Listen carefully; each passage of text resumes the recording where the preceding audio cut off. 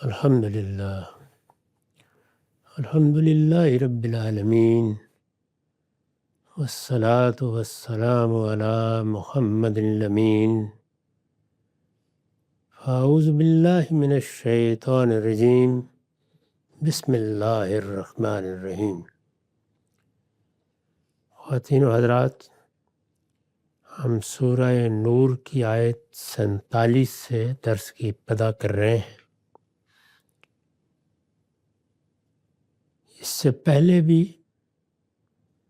اور اس سورہ کی ابتدا میں بھی یہ چیز واضح کی گئی تھی کہ سورہ کا خطاب کن لوگوں سے ہے۔ میں بارہا عرض کر چکا ہوں کہ قرآن مجید کی ہر سورہ میں یہ چیز متعین کرنا ضروری ہوتا ہے، مخاطب کون ہے۔ قرآن مجید کی صورتوں میں پوری سورہ کے مخاطبین بعض اوقات مشرکین عرب ہوتے ہیں،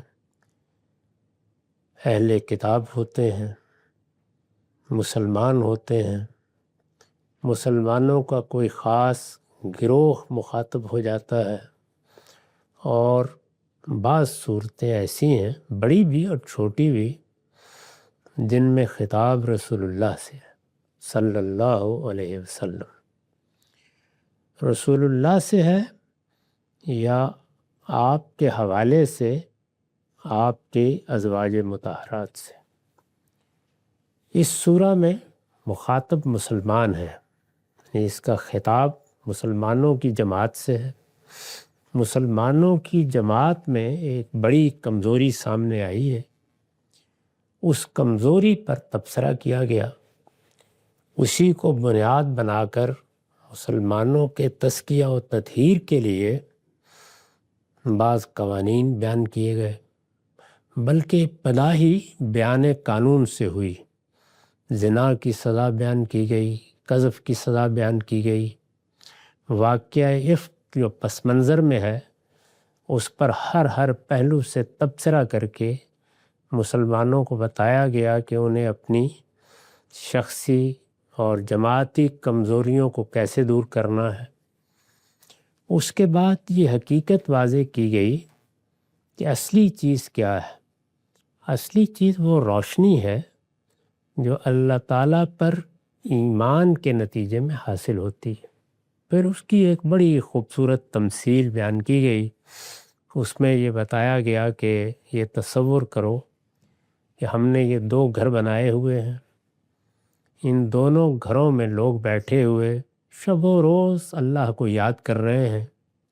ان گھروں میں طاق ہوں اور ان میں سے کسی طاق میں چراغ رکھ دیا جائے، اور اس چراغ میں شفاف تیل اس کو روشن کر رہا ہو، ایسا تیل کہ آگ دکھائے بغیر ہی بھڑک اٹھے۔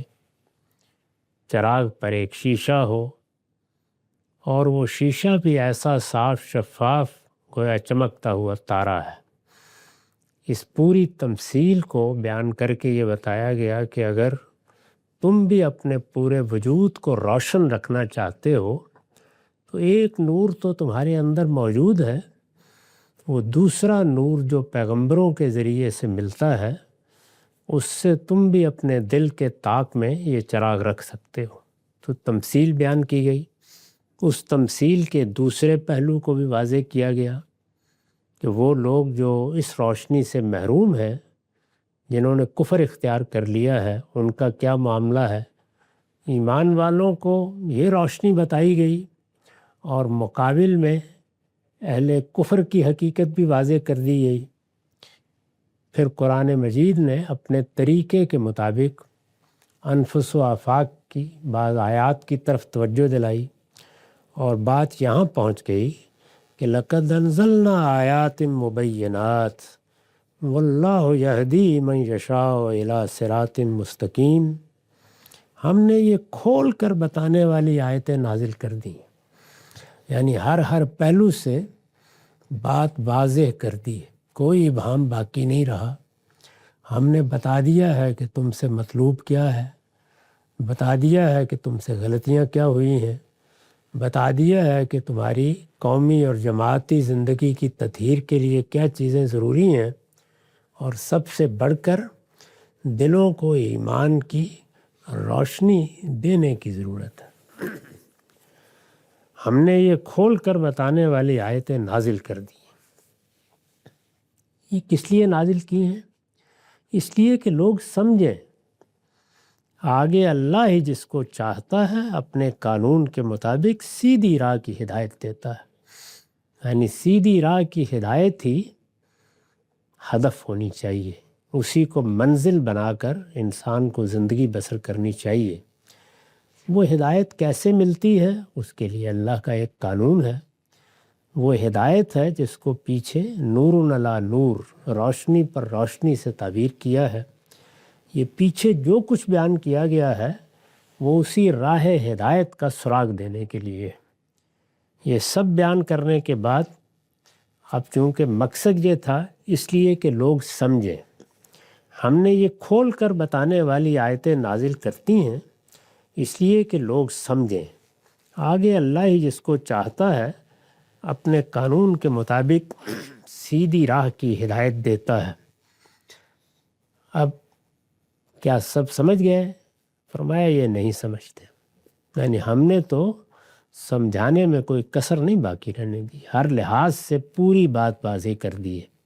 جو کمزوری سامنے آئی تھی اس میں منافقین نے کیا کردار ادا کیا، کمزور مسلمان اس سے کس طرح متاثر ہوئے، اس میں کیا خرابیاں ہیں، سب واضح کر دیا۔ کوئی اب ابہام باقی نہیں رہا، لیکن یہ نہیں سمجھتے۔ وَيَقُولُونَ آمَنَّا بِاللَّهِ وَبِالرَّسُولِ، یہ نہیں سمجھتے، یہ کہتے ہیں کہ ہم اللہ اور اس کے رسول پر ایمان لائے ہیں، وَأَطَعْنَا، اور ہم نے اطاعت قبول کر لی ہے۔ یعنی کیوں نہیں سمجھتے؟ یہ زبان سے کہتے ہیں کہ ہم اللہ اور اس کے رسول پر ایمان لائے ہیں اور ہم نے اطاعت قبول کر لی ہے، یعنی اب ہم اللہ تعالیٰ کے قانون کی پابندی کریں گے، اس کی شریعت پر عمل پیرا رہیں گے۔ یہ زبان سے یہی کہتے ہیں، لیکن حقیقت کیا ہے؟ ثُمَّ يَتَوَلَّى فَرِيقٌ مِّنْهُم مِّن بَعْدِ ذَلِكَ وَمَا أُولَٰئِكَ بِالْمُؤْمِنِينَ، پھر ان میں سے ایک گروہ اس کے بعد پھر جاتا ہے۔ یعنی ان کا یہ کہنا چونکہ دل کی تصدیق کے ساتھ نہیں ہے، باطن کے اقرار کے ساتھ نہیں ہے، اس وجہ سے جیسے ہی کوئی امتحان پیش آتا ہے تو یہ زبان کے الفاظ عمل کا ساتھ نہیں دیتے، اور نتیجہ یہ نکلتا ہے کہ جن چیزوں کا اقرار کیا تھا عمل ان کی تکذیب کر دیتا ہے، اسے جھٹلا دیتا ہے۔ یہ نہیں سمجھتے، یہ کہتے ہیں کہ ہم اللہ اور اس کے رسول پر ایمان لائے ہیں اور ہم نے اطاعت قبول کر لی ہے، پھر ان میں سے ایک گروہ اس کے بعد پھر جاتا ہے۔ ظاہر ہے کہ پھر جاتا ہے تو اسی لیے پھر جاتا ہے کہ جو کچھ اس نے زبان سے کہا وہ دل سے نہیں اٹھا تھا، جو کچھ ظاہر میں اختیار کیا وہ باطن کی آواز نہیں تھی۔ حقیقت یہ ہے کہ یہ ماننے والے نہیں ہیں، یعنی یہ کہنے کو تو کہتے ہیں کہ ہم ایمان لائے ہوئے ہیں، ہم ماننے والے ہیں، لیکن حقیقت اس کے برخلاف یہ ہے کہ یہ ماننے والے نہیں ہیں۔ چنانچہ اب اس کی شہادت پیش کی، یہ باطن پر اللہ کی گواہی تھی، ظاہر سے شہادت پیش کی ہے۔ وَإِذَا دُعُوا إِلَى اللَّهِ وَرَسُولِهِ لِيَحْكُمَ بَيْنَهُمْ إِذَا فَرِيقٌ مِّنْهُمْ مُعْرِضُونَ، انہیں جب اللہ اور اس کے رسول کی طرف بلایا جاتا ہے کہ رسول ان کے درمیان ان کے باہمی جھگڑوں کا فیصلہ کر دے۔ اب ظاہر ہے کہ یہ ایک امتحان کا موقع ہوتا ہے، جب لوگ نزاعات میں مبتلا ہو جاتے ہیں تو اس میں ہر گروہ، ہر فریق اپنے آپ کو حق پر سمجھ رہا ہوتا ہے۔ اگر لوگوں سے کہا جائے کہ آؤ تمہارے بارے میں فیصلہ کر دیا جائے، تو جو حقیقت میں حق پر ہے اس کو تو کوئی تردد محسوس نہیں ہوگا، لیکن اگر کسی دوسرے نے اپنے مفادات کی وجہ سے حق و باطل میں التباس پیدا کیا ہوا ہے تو وہ نہیں آئے گا۔ اب یہ نہیں آئے گا، اس دنیا میں عام حالات میں تو چل جاتا ہے، خاندان کے لوگوں نے کہا کہ بزرگوں کے پاس آ جاؤ، معاملے کا فیصلہ کر دیتے ہیں۔ اس طرح کے معاملات ظاہر ہے کہ روزمرہ زندگی میں پیش آتے ہیں، دیہات میں اور بھی زیادہ۔ تو خاندان کے لوگوں نے کہا آدمی نہیں آیا، تو خاندان کا بھی ایک رد عمل ہوتا ہے۔ ہماری عدالتیں ہیں، ریاست ہے، اس کے ادارے ہیں، ان میں بھی آدمی یہ کہہ سکتا ہے۔ لیکن ذرا تصور کیجئے کہ اگر ایک بستی میں اللہ کا رسول موجود ہو اور ایمان لانے والوں سے یہ کہا جائے کہ نزاع پیدا ہو گئی ہے، تو آؤ اللہ کے رسول کے سامنے مسئلہ رکھ دو، تمہارا فیصلہ کر دیا جائے گا، اور وہ نہ آئے، تو جو باطن ہے وہ اس عمل کے نتیجے کے سامنے آ گیا، معلوم ہو گیا۔ اسی کو قرآن نے شہادت میں پیش کیا۔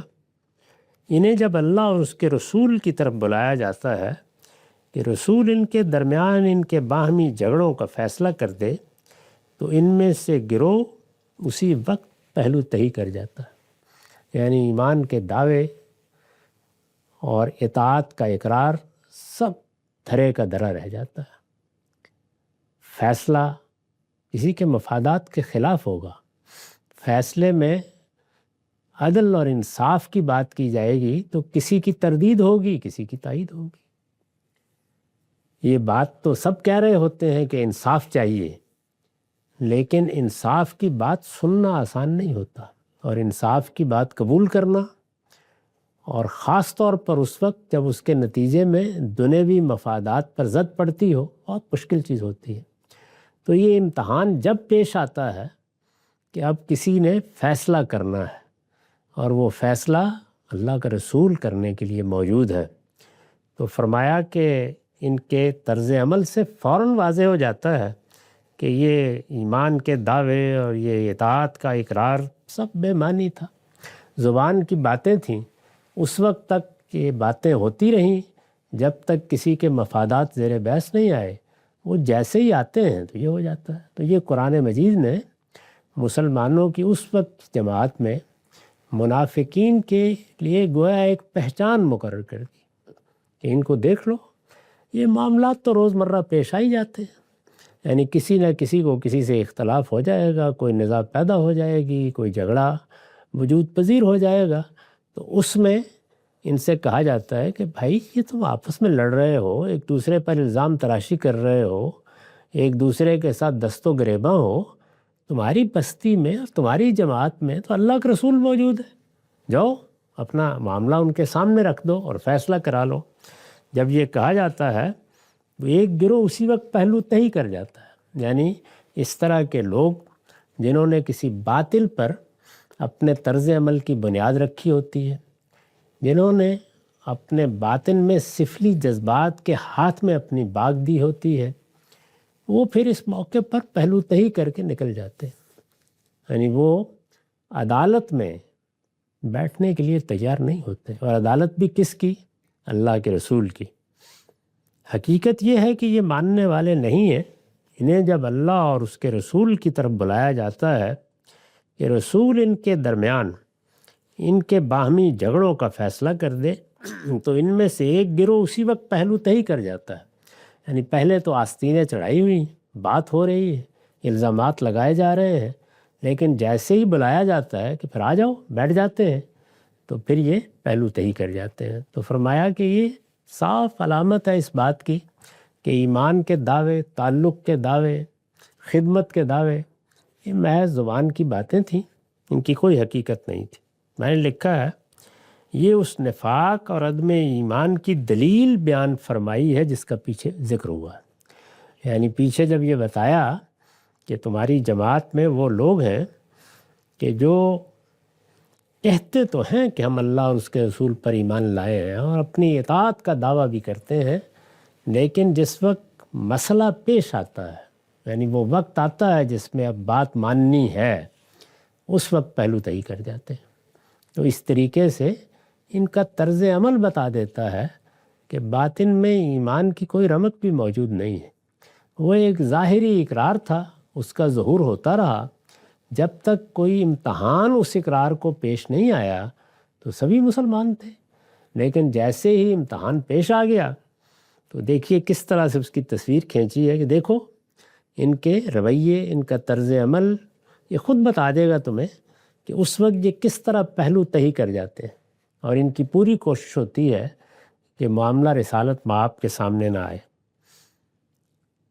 اب ظاہر ہے کہ انہی میں سے وہ لوگ بھی تو ہوں گے نا کہ جن کے مابین جھگڑا ہوا ہے یا نزاع ہوئی ہے، اور ان میں بھی کوئی آدمی حق پر ہے۔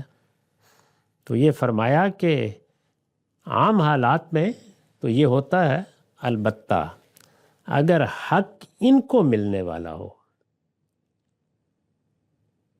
وَإِن يَكُن لَّهُمُ الْحَقُّ يَأْتُوا إِلَيْهِ مُذْعِنِينَ، البتہ اگر حق ان کو ملنے والا ہو، یعنی صاف معلوم ہو رہا ہو کہ یا تو ہم ہیں ہی حق پر، یا یہ کہ قرائن ہمارے حق میں ہے، شواہد ہمارے حق میں ہے، تو اس وجہ سے فیصلہ ہمارے خلاف نہیں ہوگا۔ البتہ اگر حق ان کو ملنے والا ہو تو رسول کے پاس بڑے فرما بردار بن کر آ جاتے۔ تو اس طریقے سے مسلمانوں کی اس وقت جو جماعت تھی مدینے میں، ایک چھوٹی سی جماعت، چند ہزار لوگ تھے، اور یہ چھوٹی سی بستی ہر شخص کو بالکل نمایاں کر رہی تھی۔ اس میں اس جماعت کی اب تطہیر کے لیے فرمایا کہ ایک تو تطہیر و تزکیہ کا وہ پہلو ہے جس میں تمہیں اپنے باطن کو صاف کرنا ہے۔ اس میں جو علائشیں ہیں وہ سورہ کے شروع میں ایک ایک کر کے واضح کر دیں کہ اگر اس طرح کی کوئی مہم چل نکلی تھی، اگر اس طرح سے الزام تراشی کا طوفان اٹھا تھا، اگر اس طریقے سے بعض لوگوں کو ہدف بنایا گیا تھا، تو تمہیں کیا کرنا چاہیے تھا۔ ایک بندہ مومن کا رویہ اس طرح کی صورتحال میں کیا ہوتا ہے۔ میں نے عرض کیا تھا کہ سورہ نور کا یہ مقام ہے جو ہماری ذاتی اور سماجی زندگی کے تزکیے کے لحاظ سے وہ آخری درجے کی نصیحت ہے۔ اللہ تعالیٰ نے اس میں ایک ایک پہلو کو واضح کیا ہے کہ اس طرح کے ماحول میں تمہیں کیا کرنا ہے۔ یہ واضح طور پر بتایا ہے کہ ایک بندہ مومن کا رویہ کیا ہونا چاہیے، اس کی ایک ایک چیز بیان کی ہے۔ اب یہ تو بندہ مومن کے رویے کی اصلاح ہے، لیکن خود پوری جماعت کے اندر جو لوگ موجود ہیں تو جماعت کا تزکیہ، یعنی اس کو پاکیزہ رکھا جائے، اس لیے کہ وہ رسول اللہ کی جماعت ہے اپنے ظاہر کے لحاظ سے۔ اس جماعت کو بڑی ذمہ داریاں ادا کرنی ہیں، اللہ تعالیٰ کا ایک بڑا فیصلہ اس کے حق میں ہونے والا ہے، وہ آگے بیان ہو رہا ہے۔ تو اس جماعت کی تطہیر اور اس کا تزکیہ سورہ آل عمران میں پوری سورہ کا موضوع یہی ہے کہ مسلمانوں کی جماعت کو بھی اس طرح کے لوگوں سے پاک ہونا چاہیے۔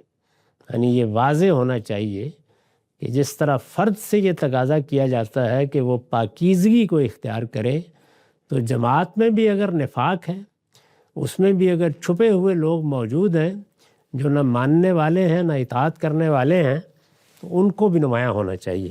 تو مسلمانوں کو بتایا کہ تمہاری جماعت میں یہ فتنے ایسے ہی نہیں اٹھ رہے، یہ فتنے اس لیے اٹھ رہے ہیں کہ خود جماعت کے اندر وہ لوگ موجود ہیں جنہوں نے یہ فتنے برپا کرنے کے لیے راہیں ہموار کی ہیں۔ تو ان کی اب گویا یوں سمجھ لیجئے کہ بے حجابی کے لیے نمایاں چیزیں بیان کی ہیں۔ یہ نہیں سمجھتے، یہ کہتے ہیں کہ ہم اللہ اور اس کے رسول پر ایمان لائے ہیں اور ہم نے اطاعت قبول کر لی ہے، پھر ان میں سے ایک گروہ اس کے بعد پھر جاتا ہے۔ حقیقت یہ ہے کہ یہ ماننے والے نہیں ہیں۔ انہیں جب اللہ اور اس کے رسول کی طرف بلایا جاتا ہے کہ رسول ان کے درمیان ان کے باہمی جھگڑوں کا فیصلہ کر دے، تو ان میں سے ایک گروہ اسی وقت پہلو تہی کر جاتا ہے۔ البتہ اگر حق ان کو ملنے والا ہو تو رسول کے پاس بڑے فرما بردار بن کر آتے ہیں۔ وہ طرز عمل کو شہادت میں پیش کر کے بتایا کہ ایمان اور نفاق کا معاملہ تو دل سے ہے، لیکن یہ طرز عمل بتا دیتا ہے کہ یہ اندر سے کیا ہے۔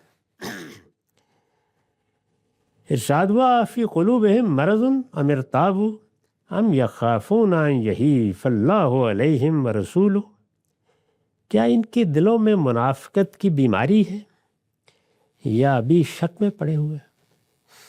یعنی دو سطحیں ہوتی ہیں نفاق کی، ایک یہ کہ طے ہے کہ یہ تو اللہ کے رسول نہیں ہے، اور ہم نے ان کو ماننا بھی نہیں۔ حالات ایسے پیدا ہو گئے ہیں کہ ہمیں اپنے مفادات کے لیے اقرار کرنا ہی پڑے گا۔ یہ سیدھا کھلا نفاق ہے۔ ایک دوسری چیز یہ ہے کہ اس طرح کا واضح نفاق تو نہیں ہے، لیکن ایمان بھی ہر طرح کے ریب و گمان سے بالاتر نہیں ہوا، یعنی وہ بھی ابھی شکوک پہ مبتلا ایمان ہے۔ تو دونوں سطحیں نفاق کی بالعموم ہوتی تھیں۔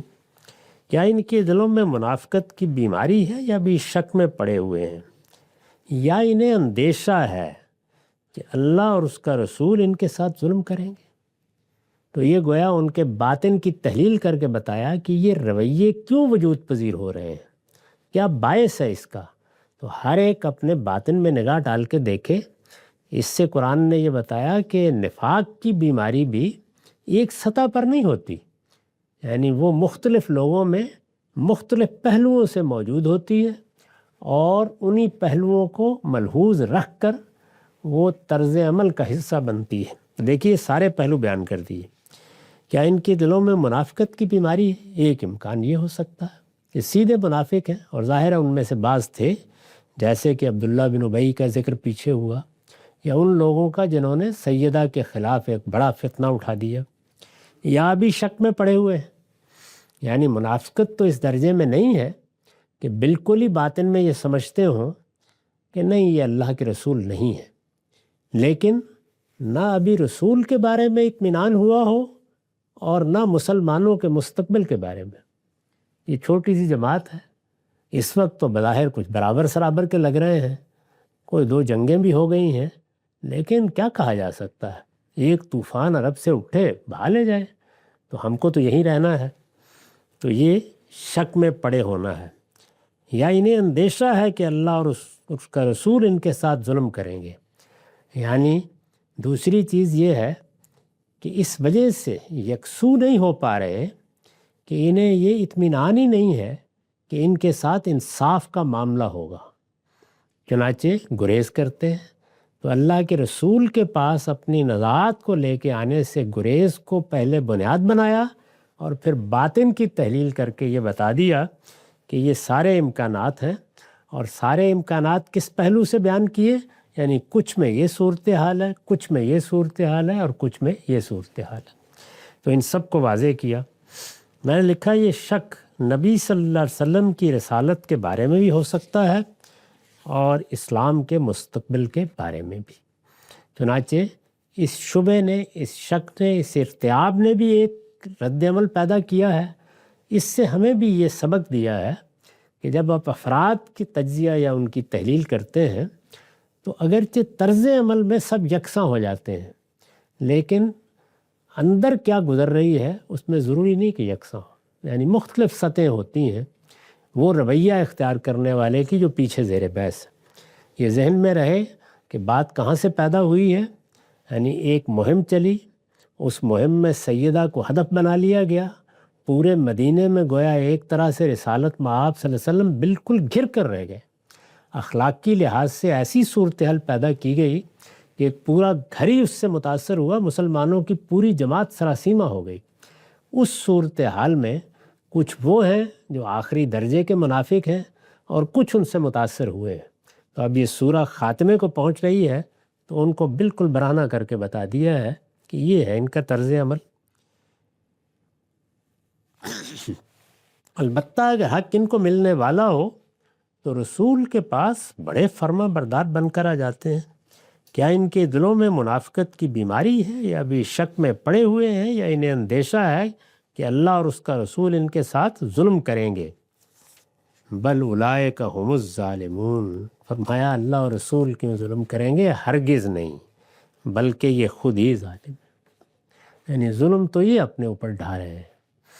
انسان جب اس طرح کے ترددات میں مبتلا ہو کے اپنے باطن کو آلودہ کر لیتا ہے تو سب سے بڑا ظلم وہ اپنے اوپر کرتا ہے۔ یہ جو اولئک هم الظالمون کے الفاظ آئے ہیں تو ہماری اردو میں چونکہ ظالم کا لفظ جو عربی زبانی سے آیا ہے وہ کسی دوسرے کے ساتھ زیادتی کرنے کے معنی میں استعمال ہوتا ہے۔ عربی زبان میں یہ دونوں پہلوؤں سے استعمال ہوتا ہے، یعنی ظالم لنفسہ ہی کے معنی میں بھی اور ظالم لغیرہ ہی کے معنی میں. اپنی جان پر ظلم ڈھانا، اگر ایک آدمی شرک کرتا ہے، منافقت اختیار کرتا ہے، تو وہ کسی دوسرے پر نہیں اپنے اوپر ظلم کرتا ہے. اس لیے کہ اس دنیا میں تو یہ ساری چیزیں چھپی ہوئی ہوتی ہیں، لیکن آخرت میں اس کا نتیجہ نکلنے والا ہے. وہاں آدمی کو معلوم ہوگا کہ اس نے اپنے ایمان میں یا اپنے عمل میں جو منافقت اختیار کی یا جو بڑی غلطی کی، وہ کس طرح خود اس کی جان پر اس کی طرف سے ظلم بن گئی. اس کی وضاحت میں نے کی ہے. لفظ ظالم یہاں ظالم لنفسہ ہی کے معنی میں ہے، یعنی اپنی جانوں پر ظلم ڈھانے والے. ہرگز نہیں، بلکہ یہ خود ہی ظالم ہے. یہ ان کی سیرت اور کردار کو، ان کے طرز عمل کو سامنے رکھ کے بتایا کہ تمہاری جماعت میں اس طرح کے لوگ موجود ہیں. اس کے مقابل میں انما کان قول المؤمنین اذا دعوا الی اللہ ورسولہ، ان کو کہاں سے نمایاں کیا تھا کہ جب ان کے نزاعات میں، ان کے جھگڑوں میں ان سے کہا جاتا ہے کہ مسلمانوں کی ایک باقاعدہ جماعت اس وقت رسول اللہ کی قیادت میں موجود ہے، لہٰذا اپنی نزاعات کے لیے رجوع کرو، تو جواب میں پیچھے نقل ہوا کیا کہتے ہیں، یعنی اگرچہ بات تو کر رہے ہوتے ہیں ایمان کی بھی اطاعت کی بھی، لیکن جیسے ہی معلوم ہوتا ہے کہ اب عدالت لگ جائے گی تو پہلو تہی کر جاتے ہیں.